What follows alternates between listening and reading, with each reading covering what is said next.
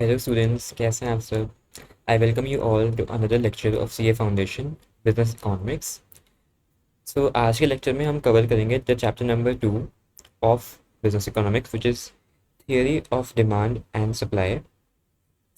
तो बेसिकली जो ये चैप्टर नंबर 2 है इसको 3 यूनिट्स में डिवाइड किया गया है।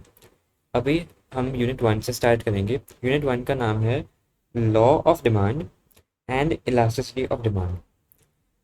This is a very basic chapter. ये आप 11th और 12th में भी पढ़ते हैं। बिजनेस इकोनॉमिक्स सब्जेक्ट का काफ़ी मेजर चंक हम ऑलरेडी 11th और 12th में पढ़ के आते हैं, तो हमारा ऑलरेडी एक बेस सेट हुआ होता है। ये मैंने आपको पहले लेक्चर में भी बताया था। जो मैंने पहला लेक्चर रिकॉर्ड किया था इस सब्जेक्ट का, वहाँ मैंने आपको ये मेंशन किया था कि बिकॉज हम 11th 12th में सब पढ़ के आ रहे हैं, it becomes very easy for us to understand the things in C A foundation and being because business economics is M C Q paper. तो उससे क्या होता है कि हमें सिर्फ ऑप्शन करेक्ट ऑप्शन चूज करना है। We don't have to explain things in writing. अब इस केस में क्या होता है, because we do not have to explain things in writing, we need to understand in depth thoroughly so that any kind of MCQ will come, will be able to tackle it। ठीक है ना। इसलिए in depth studies की बहुत ज़रूरी है। आपका base clear होना चाहिए, आपके कंसेप्ट क्लियर होने चाहिए। ठीक है ना। चलो, और स्टार्ट करने से पहले मैं आपको बताना चाहता हूँ, आई एम वेरी सॉरी क्योंकि मैं कंसिस्टेंट नहीं रह पाया because of the ongoing situation in the country. Because I am living in north India, तो थोड़े वहाँ पे डिफिकल्ट सिचुएशन थी। ठीक है, but right now I will try and upload many videos consistently. ठीक है, चलो स्टार्ट करते हैं आज का लेक्चर। ठीक है, तो पहले हम ये देखेंगे कि हम इस यूनिट में क्या क्या हम स्टडी करेंगे। ठीक है, first we will see the meaning of demand.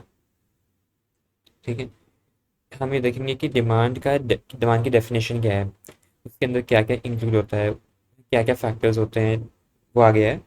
Describe what determines demand. ठीक है, फिर लॉ ऑफ डिमांड भी है, वो देखेंगे। ठीक है, अब डिमांड कर्व होता है एक, जो ग्राफिकल रिप्रेजेंटेशन है डिमांड शेड्यूल होता है, डिमांड कर्व होता है। डिमांड शेड्यूल बेसिकली डिमांड की टेबल होती है कि इस प्राइस पे इतना डिमांड है। ठीक है, अब उस टेबल को ही आप ग्राफिकली अगर प्रेजेंट करोगे तो उसे डिमांड कर्व कहते हैं। अब उस डिमांड कर्व में जो स्लोप होता है उसमें भी जो पॉइंट्स हैं उसके बीच में मूवमेंट होती है। ठीक है, मूवमेंट होती है एंड शिफ्ट भी होता है। एक डिमांड कर्व से दूसरे डिमांड कर्व में, एक स्लोप से दूसरे स्लोप में ऐसे शिफ्ट मूवमेंट्स होती हैं, उसको कहते हैं शिफ्ट। और अगर सेम स्लोप पे ऊपर नीचे मूवमेंट होती है तो उसको हम मूवमेंट कहते हैं। ठीक है, फिर डिफाइन एंड मेजर इलास्टिसिटी, कितनी इलास्टिक डिमांड है, इस फैक्टर के चेंज होने पे कितनी मेरी डिमांड इफेक्ट होगी। ठीक है, तो वो इलास्टिसिटी होता है। कुछ चीज़ें होती हैं जो बहुत ज़्यादा इलास्टिक होती हैं, हाईली इलास्टिक होती हैं। कुछ होती हैं जो बहुत कम इन इलास्टिक होती हैं, हाईली इन इलास्टिक भी होती हैं। वो सब हम देखेंगे।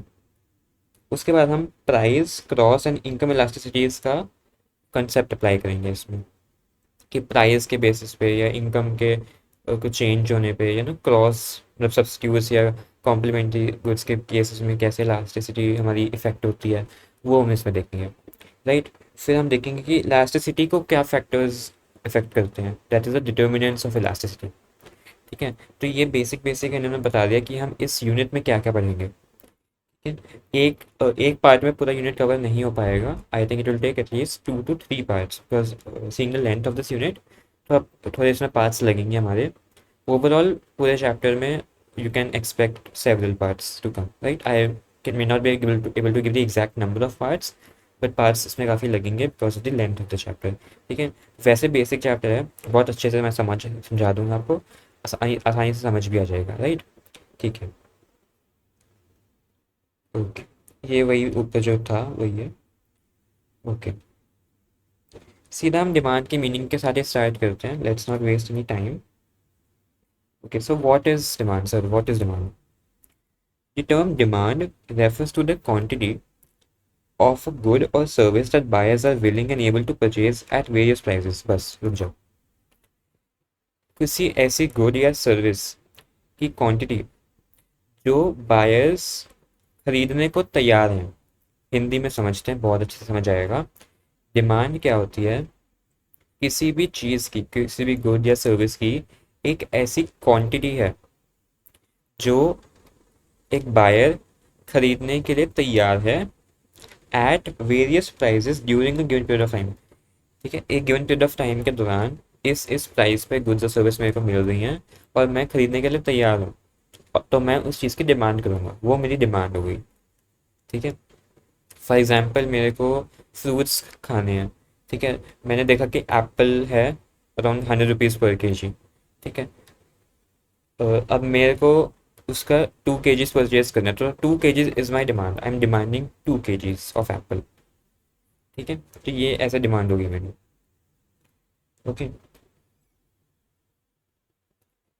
अब क्या लिखा है इसमें आगे? It is to be noted that demand in economics is something more than the desire to purchase. ठीक है, मैं परचेज करने की मैं चाहता हूँ कि मुझे परचेज करना है, लेकिन वो मेरी डिमांड नहीं होती, वो डिज़ायर होती है। मैं चाहता हूँ कि मैं एक बहुत बड़ी कार खरीदूँ, that is not my demand, that is my desire, वो मेरी विश है। It is my wish, it is not that it is my demand, I am demanding it. आप डिमांड तब कर सकते हो when you have the purchasing power to actually purchase it। ठीक है, तब आपकी वो डिमांड बन जाती है। मेरे को 2 kgs एप्पल खरीदने हैं, I am having 200 rupees in my pocket, then I can demand for it. But if I am having only 10 rupees in my pocket, तो मैं 200 की रुपए की चीज़ की डिमांड नहीं कर सकता ना, आई am not having the purchasing power. Okay, आगे उन्होंने एग्जाम्पल भी वही दिया हुआ है, आप देखो। People may desire much bigger houses, luxurious cars, etc. But there are also constraints that they face, such as price and limited means to pay। जब आपके पास उतना परचेजिंग पावर नहीं है, ठीक है, you don't not have that much of income, फिर आप कैसे डिमांड करोगे ना उस चीज़ की? For example, there's a car which cost around 70 rupees, 70 to 80 lakh rupees, but my salary does not meet that much, and so I'm not having the capacity to purchase such a luxurious car। है ना, तो may not be able to demand for it because if I'm not having the power to purchase it, how am I able to fulfill the demand of mine? Right, तो वो एक factors में जाता है, यही बात होगी इसमें भी। ठीक है, okay. The effective demand for a thing depends on desire, means to purchase, and willingness to use those means for that purchase। Basically desire तो अब चलो मान लिया, एप्पल खरीदने की मेरी डिज़ायर है, मेरा मन कर रहा है मुझे एप्पल खाना है, तो I am desiring for the apple. Means to purchase, मेरे पास मीन्स टू परचेज है। मीन्स टू परचेज का क्या मतलब होता है? Cash, I am having the money to purchase that particular product. Okay, third, willingness to use that means. Willingness to use those means मतलब I am willing to use that money. ठीक है, I am willing to use that money for purchasing apples. ठीक है, इसमें तीन चीज़ें होंगी। पहली चीज़ क्या होगी? मेरे को डिज़ायर है, मुझे एप्पल खाना है। सेकंड क्या हो गया? मेरे पास एप्पल खरीदने के पैसे हैं।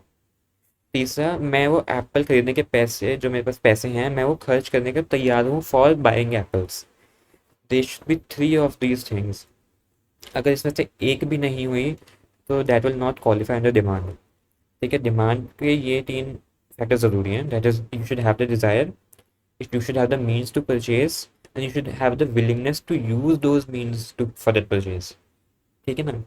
अब अगर मैं इसमें कार का केस ले लेता हूँ, अपने 70 लाख रुपीज़ वाले कार का केस ले लेता हूँ। डिज़ायर मेरी है, मुझे गाड़ी चाहिए। ठीक है, मेरे पास मीन्स टू परचेज नहीं है। ठीक है, मेरे पास मीन्स टू परचेज नहीं है, यहाँ पे कैश उतना मेरे पास नहीं है। विलिंगनेस टू यूज़, अगर मेरे पास कैश होता तो मैं उस कैश का यूज़ करके गाड़ी खरीद लेता।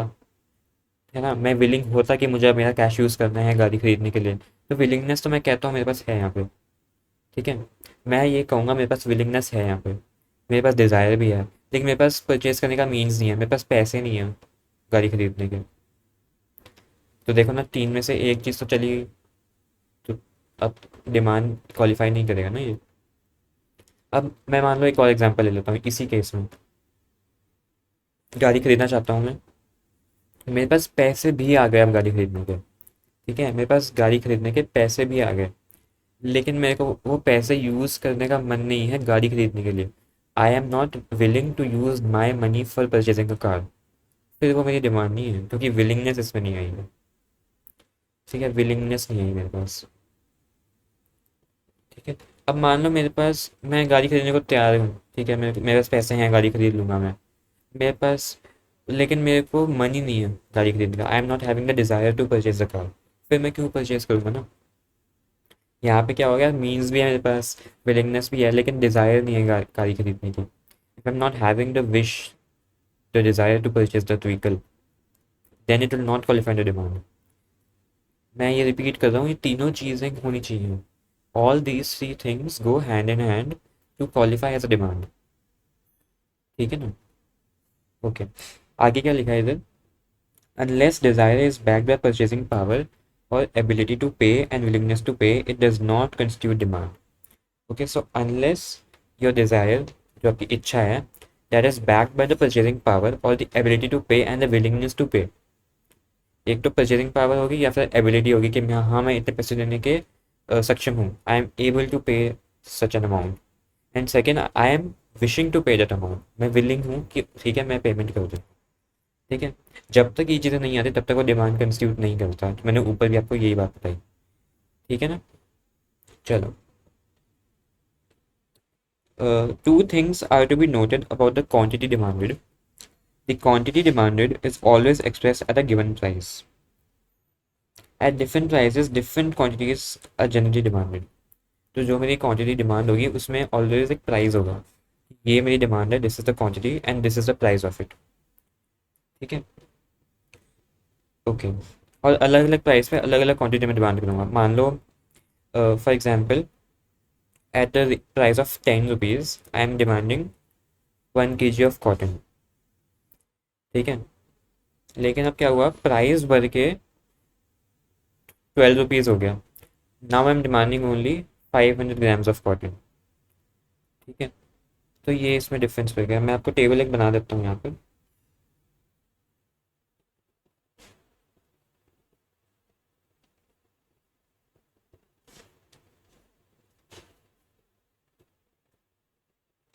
चलो, तो 10 रुपीज़ के प्राइस में हम 100 की क्वांटिटी ले लेते हैं। जैसे ही प्राइस मेरा बढ़ा, वो कम हो गया, मान लो 80 हो गया। ठीक है, टेबल में बना देता हूँ इसको मैं, ये लो। ठीक है, इसमें क्या हो रहा है, प्राइस मेरा 10 है, 10 रुपीज़ में मेरी 100 की क्वांटिटी है डिमांडेड। ठीक है, एक काम करते हैं, इससे से इसको मैं डी लिख देता हूँ, आपको ज़्यादा अच्छा रहेगा, प्राइस एंड डिमांड। ठीक है, अब जैसे ही उसका प्राइस इंक्रीज हुआ, प्राइस इंक्रीज हुआ, डिमांड मेरी फॉल हो गई। ठीक है, ओके। ठीक है, जैसे ही मेरा प्राइस इंक्रीज हुआ, डिमांड फॉल हो गई, यही लिखा है इधर। इधर क्या लिखा है कि at different prices different quantities are generally demanded. ठीक है, तो डिफरेंट प्राइस, डिफरेंट क्वांटिटीज। ठीक है ना, तो ये है। ठीक, ओके, फिर क्या लिखा है, the quantity demanded is a flow. We are concerned not with a single isolated purchase, but with a continuous flow of purchases, and we must therefore express demand as so much per period of time. Basically जो quantity demanded का concept है, वो ऐसा नहीं कि एक particular demand पे आके रुक जाता है। It is a continuous flow, कि इतने एक साल के अंदर या 3 महीने के अंदर कितनी डिमांड इस प्रोडक्ट की आई है। ऐसा नहीं कि इस दिन को पर्टिकुलर दिस टाइम पे कितना डिमांड हुआ, ऐसे नहीं है, it is a continuous flow, it keeps on going. ठीक है, that's why when we express the demand for product we say कि इस पीरियड ऑफ टाइम में इतनी डिमांड आई थी। ठीक है, like 1000 dozens of orange per day, पूरे दिन की बात हो रही है। 7000 dozens of orange per week, पूरे वीक की बात हुई, एंड सो ऑन, पूरे मंथ की होगी, फिर ईयर की होगी।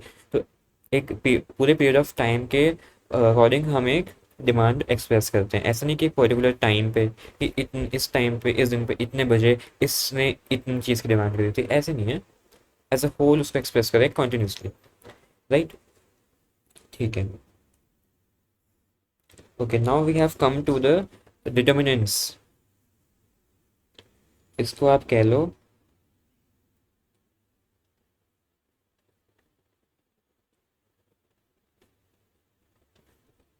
either determinants कह लो, or you can say these are the factors. Okay, these are either the determinants or the factors of demand. ठीक है, एक एक करके सारे समझते हैं. Okay,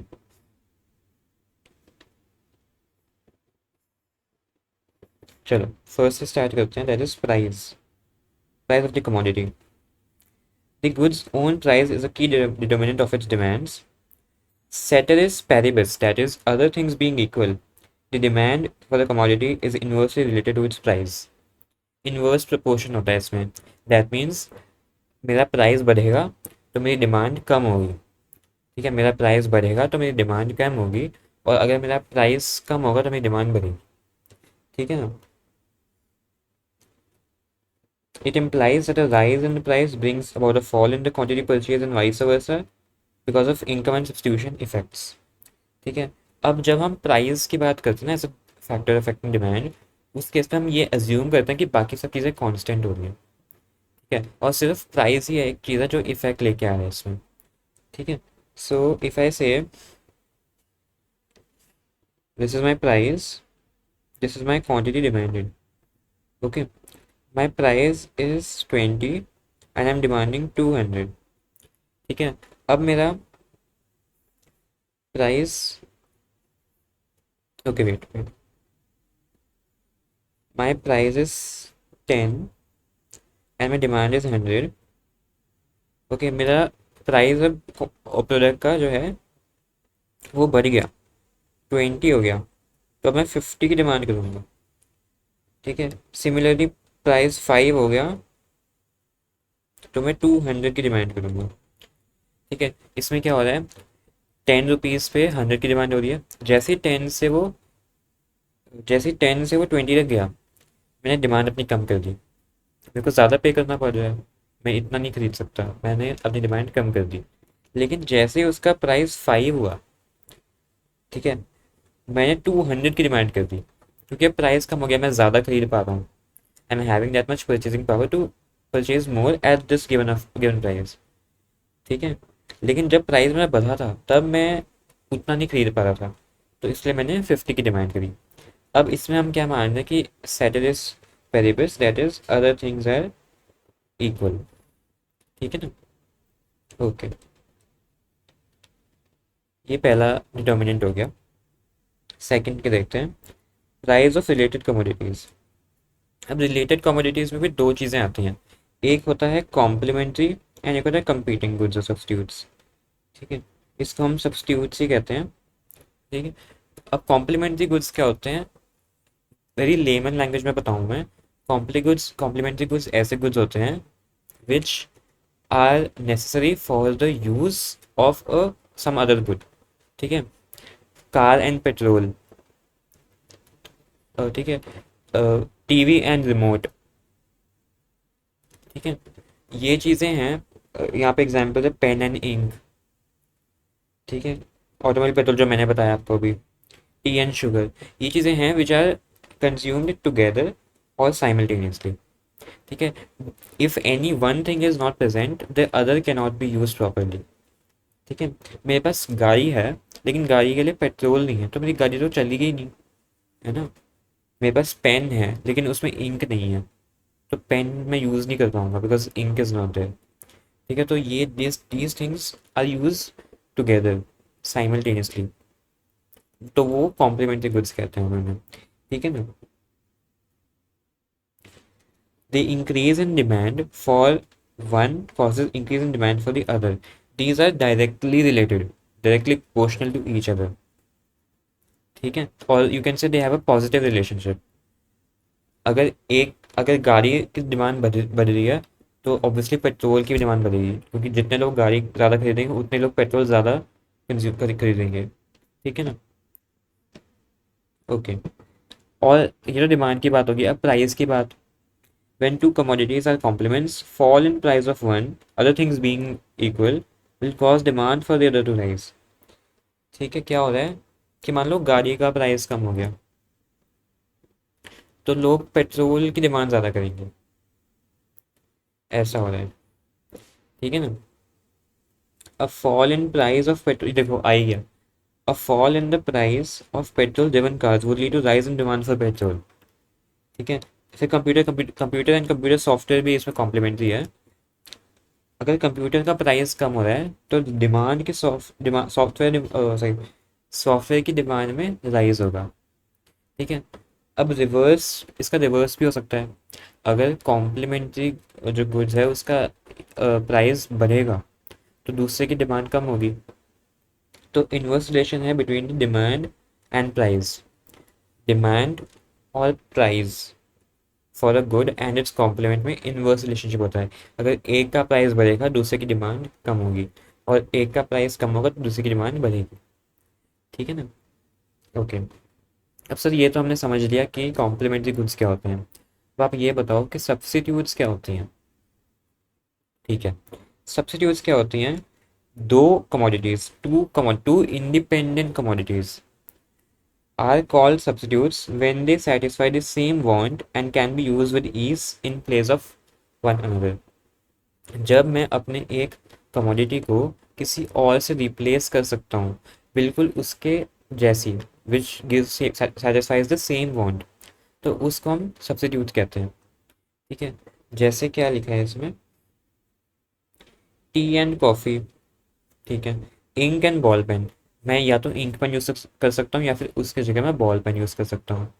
different brands of toothpaste, मैं किसी भी ब्रांड, अलग अलग ब्रांड्स आते हैं टूथपेस्ट की, मैं किसी भी ब्रांड का टूथपेस्ट यूज़ कर सकता हूँ for brushing my teeth. Purpose वही है, वांट मेरी वही है ब्रशिंग करने की, और मैं कमोडिटी उसमें से कोई भी यूज़ कर सकता हूँ, बहुत सारे ऑप्शंस होते हैं। तो वो आपस में जो टूथपेस्ट हैं अलग ब्रांड्स के, वो आपस में सब्स्टिट्यूट प्रोडक्ट्स हैं। ठीक है ना? ओके। अब सब्स्टिट्यूट्स के केस में क्या होता है, if the price of a product being purchase goes up, buyers may switch to a cheaper substitute. तो क्या है, जैसे मान लो मेरे पास एक इंक पेन है और एक बॉल पेन है। अब क्या हुआ, मेरे इंक पेन का प्राइस बढ़ गया, मेरे इंक पेन का प्राइस बढ़ गया, तो बायर्स जो हैं वो बॉल पेन पे शिफ्ट हो जाएंगे। ठीक है, बायर्स जो हैं वो बॉल पेन पे शिफ्ट हो जाएंगे। ठीक है, मैं आपको अच्छा सा एग्जाम्पल बना के देता हूँ इसमें। ठीक है, देखो, अब एक काम करते हैं, इसमें पेज ऐड कर देता हूँ। ओके।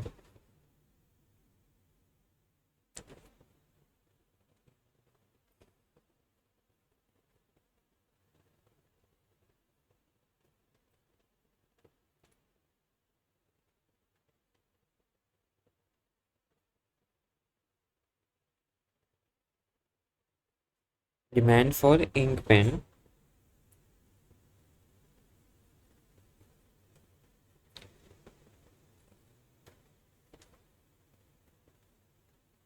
ये क्या, मैं एक और बनाता हूँ, दिस इज द प्राइस।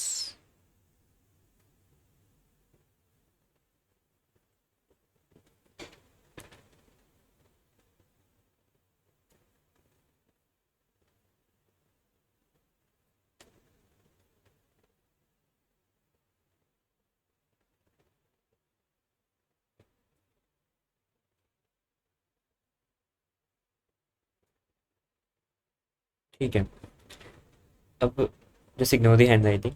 ठीक है ना, प्राइस फॉर इंक पेन हो गया मेरे पास, डिमांड ऑफ इंक पेन हो गया।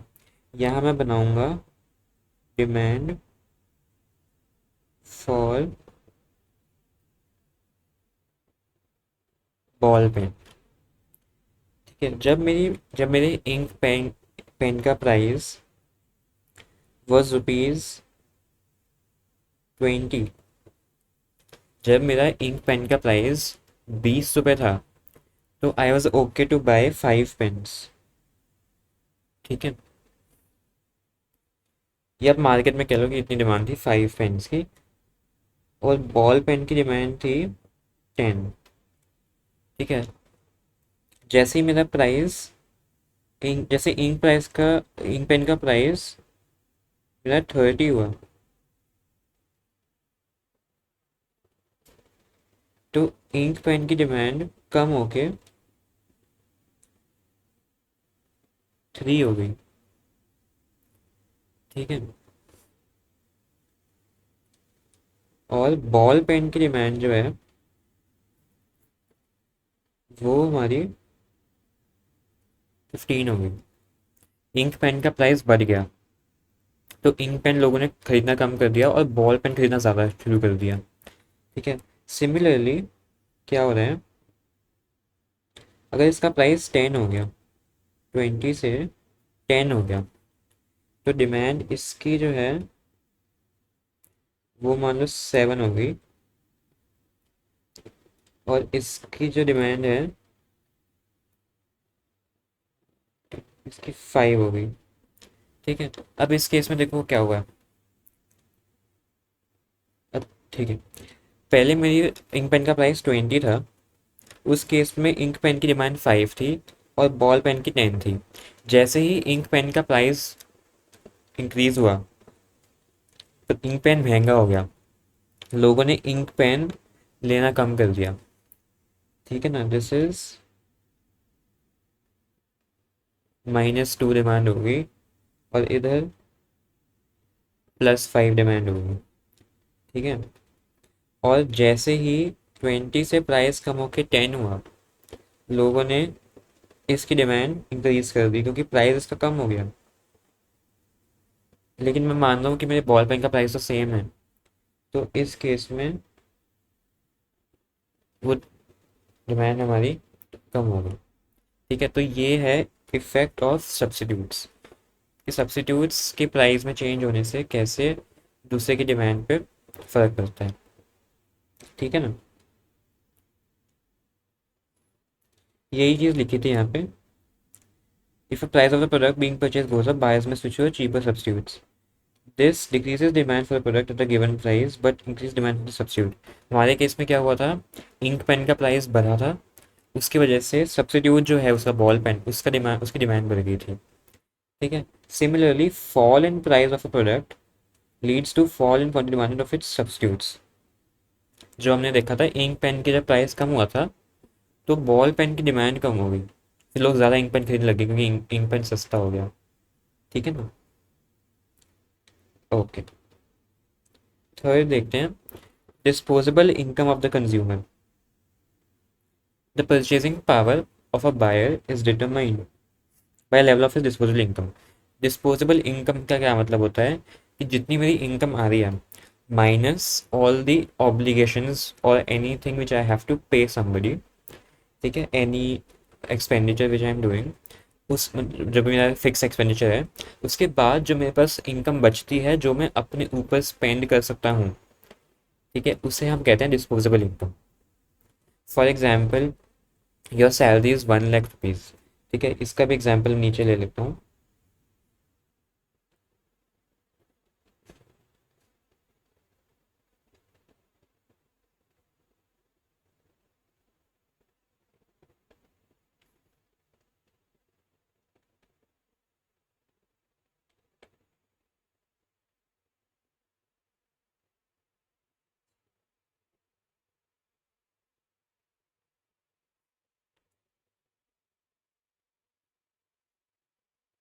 ओके, माई सैलरी और इनकम इज़ 1 लाख रुपीज़।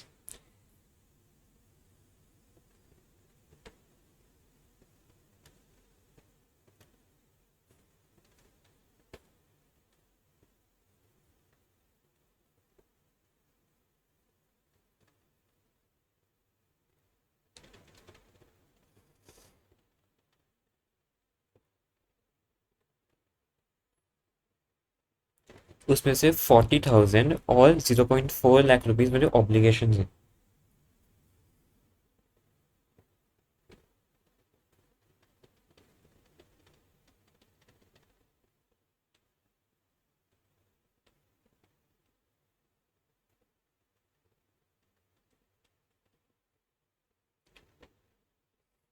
तो 0.60 लाख और 60,000 रुपीज़ और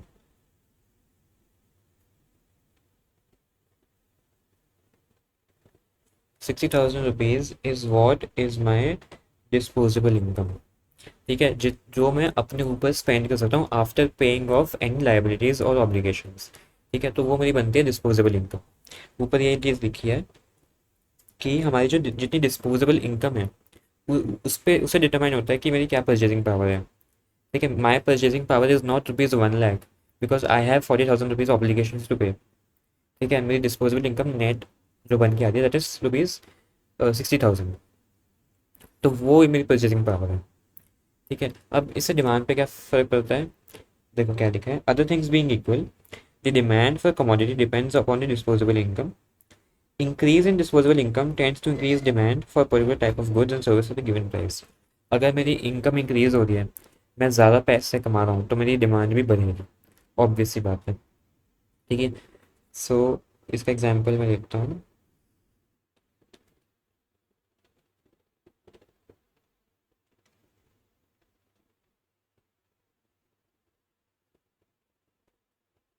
जब इनकम मेरी ₹100 है, तो मैं 50 की डिमांड कर दूँ। जैसे ही मेरी इनकम 120 हुई, जैसे ही मेरी इनकम 120 हुई, मैंने 80 की डिमांड कर ली। ठीक है, लेकिन मान लो मेरी इनकम जो है वो 80 हो गई। ठीक है, तो अब मैं डिमांड करूँगा सिर्फ 30। ठीक है, ऐसा हो रहा है। या फिर अगर इसको बिल्कुल प्रॉपर करना है तो 20 कर देता हूँ, हाँ। ठीक है, तो ये डिमांड में चेंज हो रहा है जब मेरी इनकम इंक्रीज हो रही है, तो मैं डिमांड अपनी इंक्रीज कर रहा हूँ। ठीक है, लेकिन जब मेरी इनकम डिक्रीज हो रही है, तो मैं अपनी डिमांड भी डिक्रीज कर रहा हूँ। ठीक है ना, ये हो रहा है।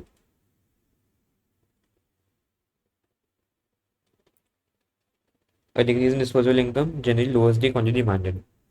ठीक है ना, ओके। अब इसका रिलेशनशिप क्या हो गया? देखो, इंक्रीज से इंक्रीज हो रहा है तो positive, it is directly proportional. Okay, ठीक है। चलो, अब ना इसमें और भी कुछ चीज़ें होती हैं। जो हम गुड्स परचेज करते हैं ना, उसमें नेचर होता है कि ये किस नेचर का गुड है।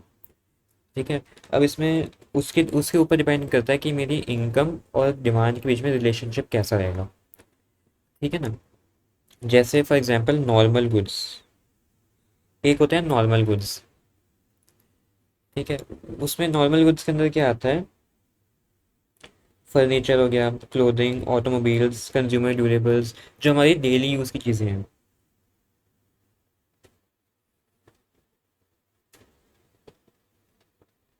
ठीक है, डेली यूज़ की चीज़ें होती हैं जो हमारी,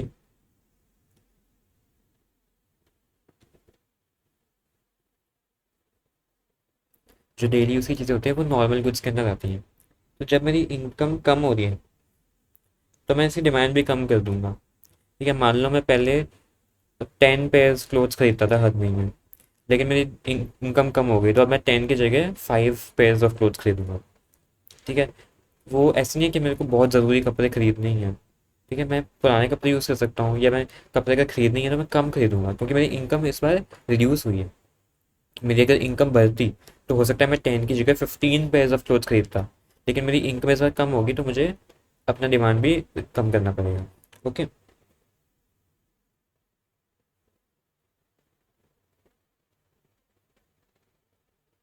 ठीक है। अब ऐसे भी कुछ गुड्स होते हैं जहाँ पे आपका क्या हो रहा है कि एक सर्टेन लेवल ऑफ इनकम जो मेरी अगर डिक्रीज हो रही है, तो उसके बाद मैं उन चीज़ों की डिमांड करूंगा, उसको इंफीरियर गुड्स कहते हैं। कि नॉर्मल गुड्स से भी नीचे वाली कैटेगरी है। ठीक है, नॉर्मल गुड्स से भी नीचे वाली कैटेगरी है इंफीरियर गुड्स। ठीक है ना, ओके। अब जब मेरी मान लो मैं अभी इंफीरियर गुड्स यूज़ करता हूँ, लेकिन मेरी मनी इनकम इंक्रीज हुई है, तो मैं उसकी डिमांड डिक्रीज कर दूंगा। अगर मेरी इनकम बहुत कम होती है ना, फिर मैं इंफीरियर गुड्स की डिमांड करूंगा। लेकिन जैसे मेरी इनकम इंक्रीज हुई, तो मैं इंफीरियर गुड्स की डिमांड कम करके नॉर्मल गुड्स की डिमांड ज़्यादा कर दूंगा। ठीक है ना, अब ना इसमें कुछ एसेंशियल गुड्स भी होते हैं। फूड ग्रेन्स हो गई, cooking oil, fuel, necessary clothing etcetera. ये सब जो है, जो बेसिक हमारी बेसिक नेसेसिटी है लाइफ की, उसको फुलफिल कर रही है, उसको सेटिस्फाई करने में हेल्प करती है। तो वो हमारे एसेंशियल गुड्स होते हैं। ठीक है, अब एसेंशियल गुड्स हैं, मान लो मेडिसिन हैं। अब मेरी इनकम या तो कम हुई या इंक्रीज हुई, मैं मेडिसिन की डिमांड कम नहीं कर सकता। मेडिसिन मेरे लिए ज़रूरी हैं to keep me healthy, and health में कॉम्प्रोमाइज़ हम नहीं कर सकते। ठीक है ना। तो या तो मेरी इनकम बढ़ेगी या कम होगी, दोनों केस में आई will not be changing the demand for my essential goods. मैंने मेडिसिन का इसमें एग्जाम्पल दिया आपको, उनको एसेंशियल गुड्स कहते हैं, दे कम अंडर एसेंशियल गुड्स होंगे। ठीक है ना। मैं अपने लग्जरी आइटम्स, टीवी, एसी, कपड़े हैं, फैंसी कपड़े, ये सब चीज़ डिमांड में कम कर सकता हूँ, क्योंकि मैं I am able to live without it. ठीक है। But I cannot live without medicine, food, water, इन चीज़ों के बिना we cannot live. So these are essential goods. It does not matter if your income goes up or down, you have to have a demand for these goods to help you remain healthy and live। ठीक है ना, that's why these are essential goods। यही लिखा है यहाँ पे। A change in the consumer's income will cause an increase in demand for necessities, but this increase will be less than proportionate to the increase in income। अब मान लो मेरी income तो बढ़ जाती है, तो मैं सोचूंगा ठीक है, मैं थोड़ा और खरीद लेता हूँ। ठीक है। जैसे मान लो आपकी इनकम इंक्रीज होगी, आपके पास दवाइयाँ पहले से हैं, आपने कहा ठीक है मेरी इनकम बढ़ी है, तो ये और दवाइयाँ मैं खरीद के रख लेता हूँ। या फिर अ, हमारे पास कुकिंग ऑयल है, तो कुकिंग ऑयल के मैं 2-3 कैंस खरीद लेता हूँ, मेरी इनकम इंक्रीज हुई है। ठीक है। तो ऐसा है, क्योंकि अ, इसमें क्योंकि देखो क्या लिखा है इधर, इसमें लिखा है कि जो हम हमारी इंक्रीज होगा नेसेसिटीज के डिमांड में, that will be less than proportional to increase in the income. ठीक है। मतलब ऐसा नहीं है कि मेरी जितनी इनकम बढ़ी मैं उतने एसेंशियल्स की डिमांड इंक्रीज करूंगा, ऐसा नहीं है। मैं एसेंशियल्स की डिमांड थोड़ी बहुत इंक्रीज कर दूंगा। ठीक है, मैं एसेंशियल्स की डिमांड थोड़ी बहुत इंक्रीज कर दूंगा, लेकिन उतनी नहीं जितनी मैं नॉर्मल गुड्स या लग्जरी गुड्स की करूंगा। बिकॉज फूड की इंपॉर्टेंस मेरे लिए इतनी मायने नहीं रख रही, लेकिन टीवी, कार, हाउस, ये सब की इंपॉर्टेंस मेरे लिए बढ़ जाएगी, क्योंकि मेरी इनकम बढ़ी है। ठीक है। Demand for luxury goods and prestige goods arise beyond a certain level of consumers' income and keep rising as the income increases। ठीक है। नेक्स्ट डिटर्मिनेंट देखते हैं, that is taste and preference of the buyer. अब अ, मेरी क्या wish है, मैं किस तरह के गुड्स को प्रेफर करता हूँ। ठीक है, उस पर डिपेंड करता है कि मैं उसकी डिमांड करूँगा या नहीं करूँगा। मार्केट में क्या ट्रेंड चल रहा है। ठीक है, इधर एक वर्ड आ जाता है, ट्रेंड। ठीक है, कि what is the trend going on in the market. ठीक है। फॉर एग्जाम्पल अभी समर्स का टाइम चल रहा है, समर के टाइम पे चलो चलो वो ये छोड़ो, ये तो अलग फैक्टर हो गया। हमें कुछ और बताता हूँ, जैसे कपड़े फैशन के और जो फैशन के केस में ना बहुत सारे ट्रेंड्स आते और जाते रहते हैं। ठीक है। जैसे किसी नई तरह की जीन्स का फैशन चल रहा है, या एक पर्टिकुलर शर्ट है उसका फैशन चल रहा है, तो वो लोग ज़्यादा डिमांड करेंगे। लेकिन जो पुराने ज़माने के कपड़े होते हैं, उसकी डिमांड इस जनरेशन में काफ़ी कम है, बिकॉज उतने लोग खरीदते नहीं हैं। आजकल की जनरेशन जो है वो नए नए फैशंस का के ज़्यादा उस ज़्यादा जाती है, पुराने चीज़ों पे नहीं जाते हैं। तो उन चीज़ों की डिमांड थोड़ी कम है, लेकिन जो लेटेस्ट फैशन है उसकी डिमांड काफ़ी ज़्यादा है। वही चीज़ यहीं पे लिखी है, because taste and preference buyer के चेंज होते रहते हैं, तो उससे डिमांड में भी चेंज होता रहता है।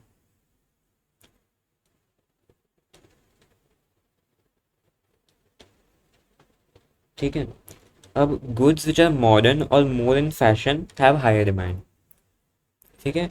और जो ओल्ड डिज़ाइन के होते हैं, those are out of fashion, तो उनकी डिमांड कम होती है।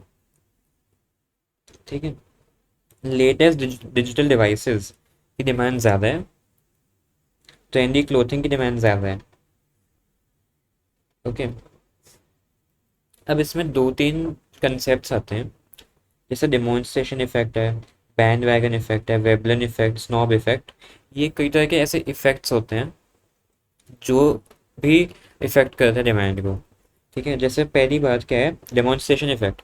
डेमोन्स्ट्रेशन इफेक्ट एक ऐसा टर्म है which is coined by James Duesenberry, refers to the desire of people to emulate the consumption behaviour of others. सीधी भाषा में बोला जाए तो देखा देखी, कॉपिंग अदर्स। आपने अपने नेबर को कुछ यूज़ करते हुए देखा, एक लेटेस्ट सेलफोन जो यहाँ पे एक एग्जांपल दिया भी हुआ है, और आपने उसके लेटेस्ट सेलफोन को देख के आपको लगा कि मुझे भी लेना है। सो वो देखा देखी में, टू एम्यूलेट, एम्यूलेट मतलब टू एक्सपीरियंस योर सेल्फ और to to copy the behaviour of others. वो आपका नेबर है, वो एक लेटेस्ट सेलफोन यूज़ कर रहा है, तो आपने सोचा कि मैं मुझे भी यूज़ करना है। I want to take that experience which he is taking. देखते हैं क्या लिखा है इधर। Individual's demand for cell phone may be affected by his seeing a new model of cell phone in his neighbor's or friend's house, either because he likes it or because he figures out that his neighbor is a friend can have it, so he too can। आपको ये लग रहा है, या तो आपको वो phone पसंद आया देखकर, तो आपने सोचा ठीक है मैं खरीदता हूँ क्योंकि मुझे पसंद आया, या फिर आपने देखा कि अगर आपके नेबर के पास वो फ़ोन हो सकता है तो आपके पास क्यों नहीं हो सकता। ये थॉट भी आपके पास आएगा जब आप अपने नेबर या फ्रेंड के हाथ में कोई लेटेस्ट सेलफोन देख रहे हो। या तो आपको पसंद आ गया इसलिए आप खरीदना चाहते हो, या फिर आप कह रहे हो कि क्योंकि मेरे दोस्त के पास या मेरे नेबर के पास है, जब उसके पास हो सकता है तो मेरे पास क्यों नहीं हो सकता। That is demonstration effect. ठीक है ना। इस वजह से भी डिमांड में इंक्रीज होगा, आप उस सेलफोन की डिमांड इंक्रीज कर दोगे क्योंकि आपको भी वो चाहिए, just because of demonstration effect. ठीक है ना। अब सर बैंड वैगन इफेक्ट की बात करें, वो क्या होता है। Bandwagon effect refers to the extent to which demand for a commodity is increased due to the fact that others are also consuming the same commodity. It represents the desire of people to purchase in order to be fashionable or stylish or to conform to the people they would wish to be associated with। ठीक है, अब इसमें थोड़ा सा आप एक thin line of difference आप कह सकते हो इसमें क्या है। ठीक है, जो मुझे लग रहा है, वैसे इन्होंने तो नीचे देखो सेम यूज़ कर रखा है, बट मेरे को पर्सनली एक थिन लाइन ऑफ डिफरेंस यहाँ पे लगता है। ठीक है, फॉर एग्जाम्पल आप जब कॉलेज में जाते हो, कॉलेज में एक हमेशा एक ऐसा ग्रुप होता है जो बहुत ज़्यादा एक्टिव है। ठीक है, they are very active, they take part in all activities. ठीक है, लेकिन they don't allow people, much people to enter their group. एक क्लोज नेट ग्रुप होता है ना एक। ठीक है, अब उस केस में अब और वो क्या है, they those people they travel in certain cars, they wear different kind of clothes, branded clothes हैं, कार्स उनके लग्जरी कार्स में ट्रैवल करते हैं। तो अब आप क्या करोगे, आप चाहते हो कि आप उस ग्रुप का पार्ट बनो, लेकिन आप ऐसे तो घुस नहीं सकते ग्रुप में क्योंकि वो उनका ग्रुप थोड़ा प्राइवेट है, क्लोज ग्रुप है उनका। तो आप क्या करना शुरू करोगे, आप उनके जैसे कपड़े पहनना शुरू करोगे, ब्रांडेड क्लोथ्स। आप उनकी जैसे गाड़ियों में आना शुरू कर दोगे, चलाना शुरू कर दोगे। आप उनकी तरह बातें करना शुरू कर दोगे। ठीक है, वो जो एक्सेंट में बात करते हैं वो उस एक्सेंट को अडॉप्ट कर लोगे, जस्ट टू फिट इन। ठीक है, ऐसा नहीं कि आपने उनके कपड़े देखे, आपको उनके कपड़े अच्छे लगे इसलिए आपने उनके कपड़े खरीदना शुरू कर दिया। It's not because you are liking it, it's because you want to fit in, you want to be associated with them in college. ठीक है, तो ये मैंने एग्जांपल आपके लिए बना के दिया है, जिससे मुझे लगता है कि band wagon and demonstration effect में क्या डिफरेंस, एक बहुत थिन डिफरेंस है। ठीक है, you want to please someone just to be associated with them. ठीक है, you want to look stylish, they should be attracted, और डिवाइस ने क्या कपड़े पहने हैं, ये हमारे ग्रुप में आ सकता है। ठीक है, और डेमोन्स्ट्रेशन में हमने क्या बात करी थी कि मुझे उसके कपड़े अच्छे लगे, मैं उसकी तरह दिखना चाहता हूँ इसलिए मैं वो खरीद रहा हूँ, not because I want to be associated with him. ऐसी एसोसिएशन का कोई मेरा इंटेंशन नहीं है। लेकिन बैंड वैगन इफेक्ट में मुझे लगता है कि एसोसिएशन की बात हो रही है, तो that will be to trying to fit in, और इसलिए आप उसकी डिमांड इंक्रीज कर दो। राइट। ठीक है, now let's go to snob effect. By snob effect, we refer to the extent to which demand for a consumer's good is decreased owing to the fact that others are also consuming the same commodity। अब ये ना कुछ अलग तरह के लोग होते हैं। मान लो सारे लोग आईफोन्स यूज़ करते हैं, ठीक है, आपके फ्रेंड सर्कल में सारे लोग आईफोन्स यूज़ कर रहे हैं, तो आप सोचोगे नहीं, मैं आईफोन नहीं खरीदूंगा, मैं एंड्रॉयड यूज़ करूंगा। ठीक है, because you want to dissociate yourself from the common herd. आपने देखा कि मुझे अलग बनना है अब। ठीक है, ये सारे लोग आईफोन्स यूज़ कर रहे हैं, मैं कुछ हट के करूँगा, मैं एंड्रॉयड यूज़ करूँगा। तो आपने एंड्रॉयड यूज़ करना स्टार्ट कर दिया, आपने एंड्रॉयड फ़ोन की डिमांड इंक्रीज कर दी, just because you want to create your own value. ठीक है, you want to look different from others. ठीक है, इसीलिए आपने डिमांड किसी उसके ऑपोजिट कोई सब्स्टिट्यूट की डिमांड इंक्रीज कर दी आपने। That is snob effect. ठीक है ना, चलो। अब एक वेबलन इफेक्ट की बात करी थी हमने, वो क्या होता है? Highly priced goods are consumed by status-seeking rich people to satisfy their needs for conspicuous consumption. This is called Veblen effect, and this was named after American economist Thorstein Veblen. ठीक है, मान लो आपने just because you want to look rich और as a status symbol आप महंगी महंगी चीज़ें खरीद रहे हो। ठीक है, that is Veblen effect. Expensive cars हो गए, जूल्स, ये सब आप खरीद रहे हो। अब आप बोलोगे कि ऊपर तो स्नॉब इफेक्ट था, अब ये वेवलन इफेक्ट है, तो इन दोनों में क्या डिफरेंस है? ये है कि जो स्नॉब इफेक्ट होता है ना, वो है consumption function of others, later है प्राइस फंक्शन। हम स्नॉब में क्या देखते हैं कि बाकी लोग क्या कंज्यूम कर रहे हैं, उनका कंजम्पशन पैटर्न क्या है, लेकिन इसमें हम क्या देख रहे हैं कि प्राइस क्या है, हम प्राइस पे ज़्यादा जा रहे हैं। फॉर एग्जाम्पल मेरे पास 10 चीज़ें हैं, मैं देखूंगा कि इसमें सबसे ज़्यादा हाईएस्ट प्राइस वाली क्या चीज़ है। ठीक है ना, मैं वो खरीदूंगा। लेकिन स्नॉब इफेक्ट में क्या था, 10 लोग आईफोन यूज़ कर रहे हैं, लेकिन मैं आईफोन पे ना जाके एंड्रॉयड फ़ोन चूज़ कर रहा हूँ, because Android phone is something different from the consumption of others. ठीक है ना, उसमें प्राइस की बात नहीं करी मैंने स्नॉब इफेक्ट में। मैंने ऐसे नहीं बोला कि एंड्रॉयड का प्राइस कम है या ये है तो मैं एंड्रॉयड खरीदूंगा, ऐसा नहीं बोला। मैंने ये बोला था कि क्योंकि सारे लोग आईफोन एक कॉमन चीज़ यूज़ कर रहे हैं, तो मैं कॉमन से हट के कुछ और यूज़ करूँगा, वो स्नॉब इफेक्ट है। यहाँ पे तो ऐसा है कि 10 लोग, कुछ 10 चीज़ें हैं, सबसे हाईएस्ट प्राइस वाली चीज़ मैं चूज़ करूँगा, because I want to show my status, I want to set a status symbol. ठीक है ना, okay. Consumers expectations. Now, the consumer's expectations regarding future prices, income, supply conditions, etc. influence current demand. अगर मैं ये expect, मुझे लग रहा है, मुझे कहीं से कोई न्यूज़ मिली या मुझे खुद ही लग रहा है कि आगे जाके किसी चीज़ का प्राइस इंक्रीज होने वाला है, ठीक है, या फिर मेरी इनकम इंक्रीज होने वाली है, या फिर सप्लाई में शॉर्टेज होने वाला है, तो मैं डिमांड उसकी इंक्रीज कर लूँगा। क्यों? देखो क्या हो रहा है आज।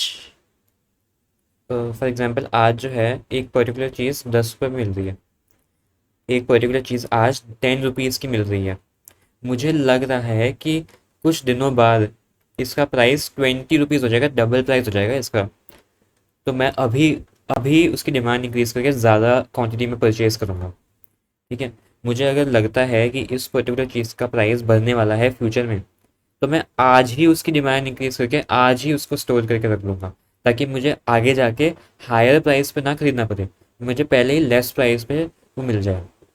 ठीक है, तो इसीलिए मैं पहले से ही उसको खरीद के रखूँगा at the current price which is a lesser price than what is about to come. ठीक है, अब अगर मुझे लग रहा है कि आगे जाके 10 रुपये से वो 5 रुपये होने वाला है, आगे जाके मुझे लगता है कि एक पर्टिकुलर कमोडिटी का प्राइस 10 रुपीज़ से 5 रुपीज़ होने वाला है, तो मैं आज नहीं खरीदूंगा। I will not make the purchase today, I will wait, I will postpone my purchase for that future date, जब वो प्राइस एक्चुअली 5 रुपीज़ हो जाएगा। ठीक है, until and unless it is not very urgent, you can postpone your demand and wait for the lesser price to come, for the fall in price. ठीक है ना। चलो, ठीक है, ये तो हो गया था कंज्यूमर एक्सपेक्टेशंस। इसके अलावा अदर फैक्टर्स हैं विच affect demand. Size of population, जितना पॉपुलेशन कंट्री का ज़्यादा होगा उतनी डिमांड ज़्यादा होगी, क्योंकि उतने बायर ज़्यादा हैं। जब घर में 5 की जगह 10 लोग हैं तो डिमांड बढ़ेगी, है ना। वैसे कंट्री में अगर इतने क्रोर्स ऑफ पीपल रह रहे हैं तो ऑब्वियस है कि डिमांड तो इंक्रीज आपकी होगी। और अगर आपकी पॉपुलेशन कम है आपकी कंट्री की, तो उस केस में आप कम डिमांड करोगे क्योंकि उतनी पॉपुलेशन ही नहीं है। ठीक है ना। सेकंड आएगा एज डिस्ट्रीब्यूशन। ओके, अब इसमें क्या है, अगर आपकी कंट्री में जो पॉपुलेशन है उनकी एज बहुत यंग लोगों से भरी हुई है, अगर आपकी कंट्री जो है वो बहुत यंग लोगों से भरी हुई है, तो आपको न्यू जनरेशन की जो चीज़ें हैं जैसे इलेक्ट्रॉनिक डिवाइसेस हो गई या फैंसी क्लोथ्स हो गए, उनकी ज़्यादा डिमांड आपको दिखेगी, क्योंकि यंग लोग ज़्यादा हैं, यंग लोग ये चीज़ें ज़्यादा पसंद करते हैं।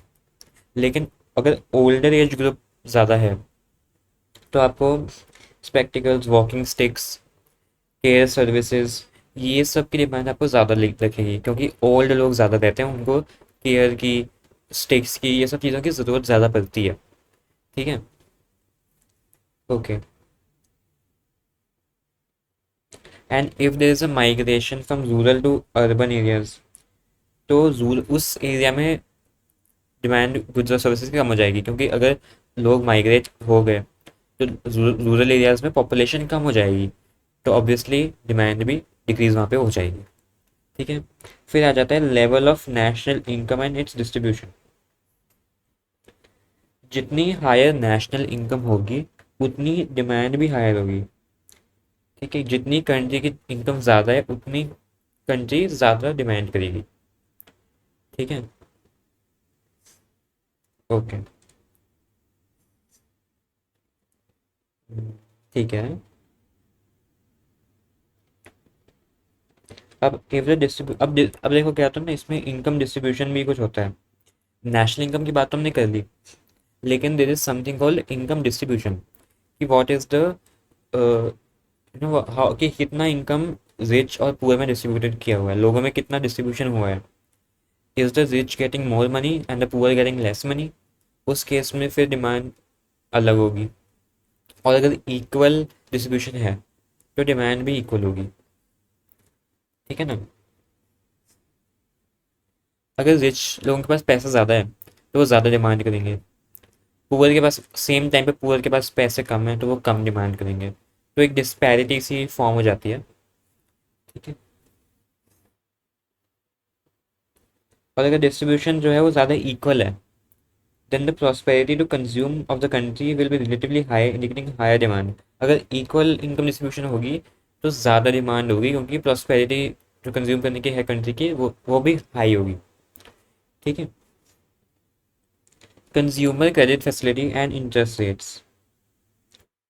अगर आपको आसानी से किसी चीज़ के लिए कंट्री में लोन मिल जाता है और इंटरेस्ट रेट उसका कम होता है तो डिमांड ज़्यादा होगी।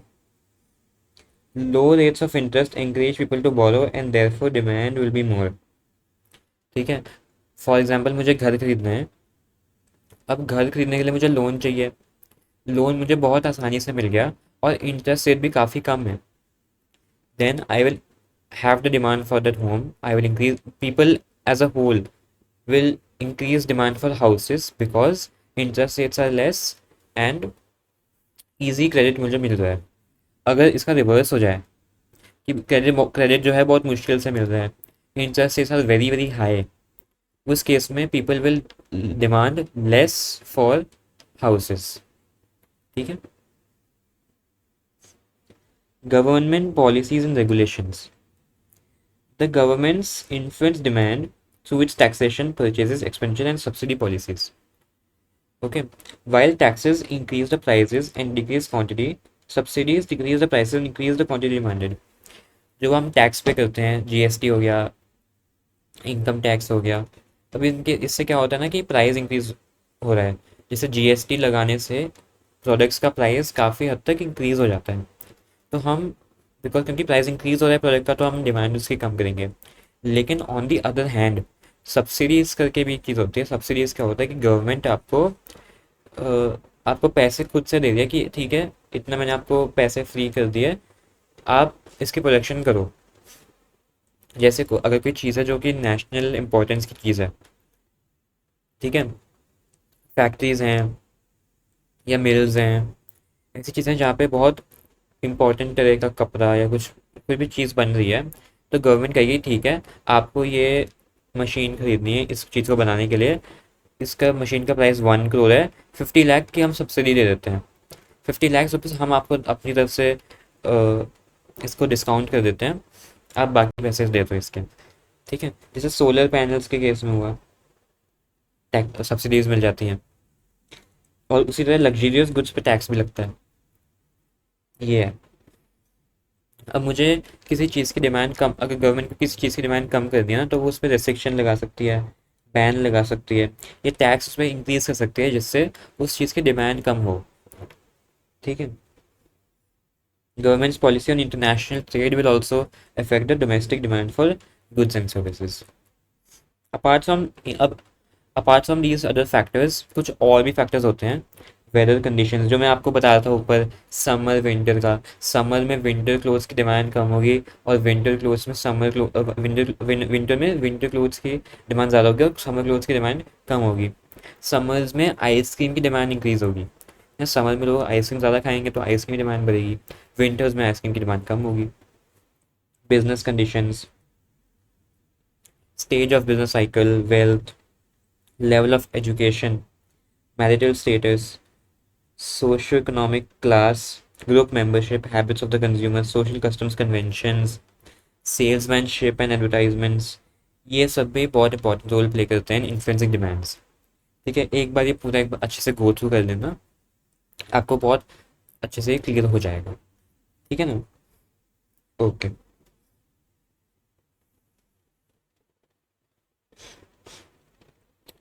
This will be the last topic of this lecture, the demand function. ठीक है। अब इसमें डिमांड फंक्शन बेसिकली क्या बताता है कि what are the factors which affect demand. उसको हमने एक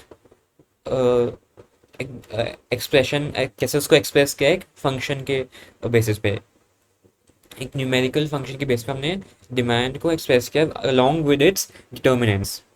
ठीक है, देखते हैं एक एक लाइन पूरी पढ़ते हैं इसकी। Function is a symbolic statement of a relationship between dependent and independent variables. The demand function ये इक्वेशन फॉर्म में एक्सप्रेस किया गया है। The demand function states in equation form the relationship between the demand for a product and its determinants. एक demand, जो demand है quantity demanded, और determinants के बीच में क्या रिलेशनशिप है, उसको एक इक्वेशन के फॉर्म में एक्सप्रेस करता है डिमांड फंक्शन। ठीक है ना। कैसे एक्सप्रेस किया है इधर देखो।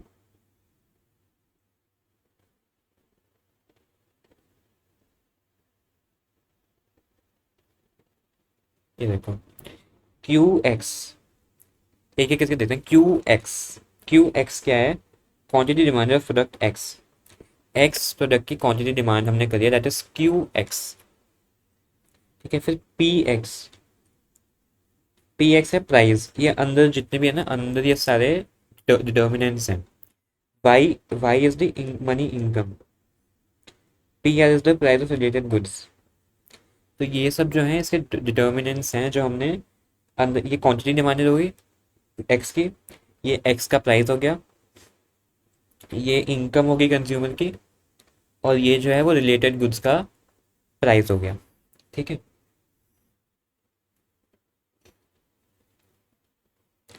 फॉर एग्जाम्पल हमने क्या लिखा, हमने इधर लिखा Q X is equal to 45, जैसे 45 plus 2y plus 1 PR minus 2p, ऐसे करके हमने इक्वेशन बना दी। ठीक है। अब इससे हम क्या निकाल सकते हैं, डिमांड, मतलब बेसिकली हमें क्या कर रहे हैं ना, इसमें हम एक्सप्रेस कर रहे हैं कि हमारा डिमांड का ये इक्वेशन है।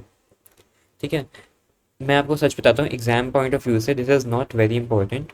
इफ़ यू वांट आप एक बार पढ़ के इसको छोड़ सकते हो, इतना इंपॉर्टेंट नहीं होता demand, sorry, exam point of view से, ठीक है, but you should be knowing, you should have the knowledge that कि ओके डिमांड फंक्शन करके भी कुछ होता है, और if you can express this also, then it is cherry on top, ठीक है ना।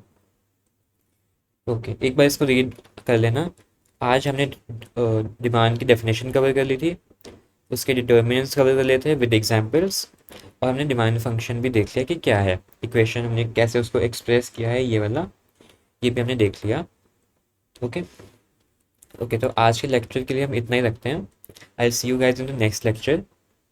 Again I would like to apologise कि मैं काफ़ी दिनों से लेक्चर अपलोड नहीं कर पा रहा था because of the situation in the country, but now that everything is back to normal, मैं कंसिस्टेंट रहूँगा and I will keep on bringing lectures for you for business economics, and slowly we'll start other subjects of CA foundation also. Okay, so stay tuned to the channel. Make sure to like this video, share it to your friends, and also let me know in the comments if you have any doubts, and if you want to see such content from me, do let me know. Okay, subscribe, and also subscribe to the channel. Okay, okay, bye guys.